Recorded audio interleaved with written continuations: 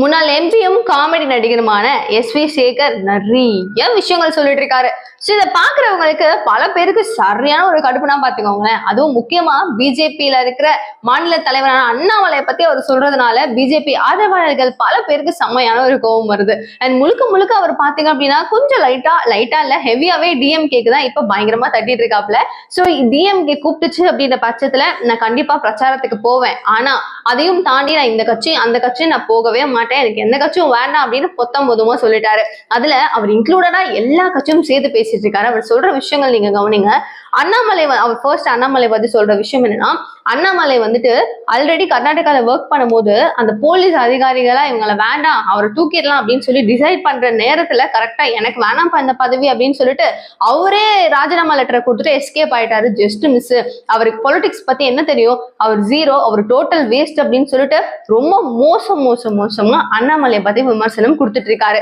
அது மட்டும் இல்லாம நீங்க வந்துட்டு பிராமணர் இனத்தை எல்லாருமே ரொம்ப மட்டம் தட்டுற காரணத்தினால நீங்க வந்து எங்களுக்கு ஒரு இடஒதுக்கீடை கொடுத்துருங்க, நீங்க கொடுத்துட்டீங்கன்னா 5 லட்சம் ஓட்டு வரைக்கும் நான் வாங்கி கொடுக்குறேன் அப்படின்னு சொல்லிட்டு டிஎம்கே பக்கமும் ஒரு லைட்டா அப்படி சாஞ்சிட்டு இருக்காரு. அதுல வந்து அண்ணாமலைக்கு எந்த அளவு ப்ரெஷர் போட முடியுமோ அவ்வளவும் போடுறாரு அவரு. பிகாஸ் டிஎம்கேக்கு ரொம்ப அகேன்ஸ்டா இப்ப வாய்ஸ் கொடுக்கறது பிஜேபி, அதுவும் அண்ணாமலை தான். லபன் கத்துறதை தவிர வாய் மட்டும் தான் அண்ணாமலைக்கு இருக்கு, அதை தவிர ஒன்னும் கிடையாது. ஃபுல்லா போய் தான் அவர் வந்து வேஸ்ட் அப்படிங்கிறாரு. இதனால டென்ஷன்ல இருக்காங்கன்னா பல பேர் பாத்துக்கோங்களேன். சரி ஓகே இவர் தான் இப்படி சொல்றாரு, அடுத்து என்ன பேசுறாரு அப்படின்னு பார்த்தா டிவிகே விஜய் சொல்றாரு, ஒய் ப்ரோ வாட் ப்ரோ அப்படின்னு சொல்லிட்டு ப்ரோன்னு கூப்பிடுறது என்னவோ அவங்களுடைய ரசிகர்களுக்கு சூப்பரா இருக்கும். பட் ஒரு தலைவரா இருக்கணும்னா அது எவ்வளவு கஷ்டம் தெரியுமா? ரசிகர்கள் தொண்டர்களா மாத்தி வச்சுக்கிட்டு அப்படியே ஒரு ஸ்டாண்ட்ல போனா அதெல்லாம் முடியுமா?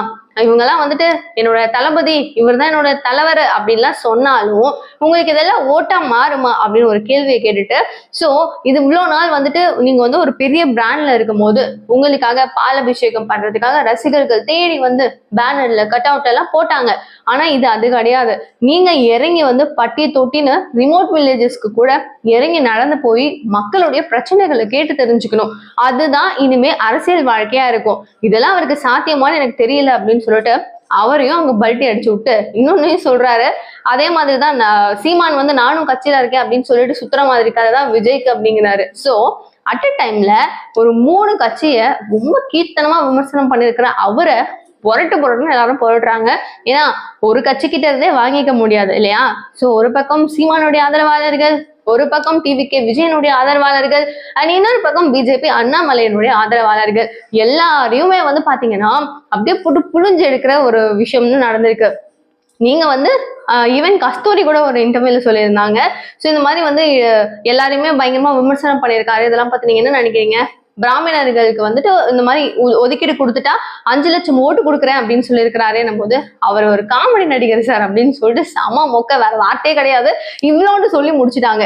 So SV. சேகர் அவர்களுக்கு இவ்வளவு நாள் ஒரு பேர் இருந்திருக்கும் அப்படின்னாலும் இப்போ அட் அ டைம்ல ஒரு 3 கட்சி அவர் விமர்சனம் பண்ண காரணத்தினால எல்லாரும் சேர்ந்து அவர் பக்கம் அகேன்ஸ்டா திரும்பின ஒரு தருணம் தான். ஸோ மோர் ஓவர் ஆளும் கட்சி இப்ப ஆண்டுட்டு இருக்கிற கட்சி ஆட்சியில இருக்கிற தமிழக கட்சி போதும்பா அப்படின்னு சொல்லிட்டு டிஎம்கே பக்கம் திரும்பி இருக்கிற அவரு மேபி 2026 எலெக்ஷன்ல வேற ஏதாவது ஒரு ஆட்சி மாறினா அவரோட நிலைமை அப்படின்றதும் பல பேர் சொல்ற ஒரு விஷயம். அண்ட் இன்னொன்னு சேர்த்து சொன்னாரு, டிஎம்கே தான் ஷோர் 2026லயும் வர போறாங்க. அவர் வந்து வாய்ப்பே கிடையாது வேற எல்லாம் மாற.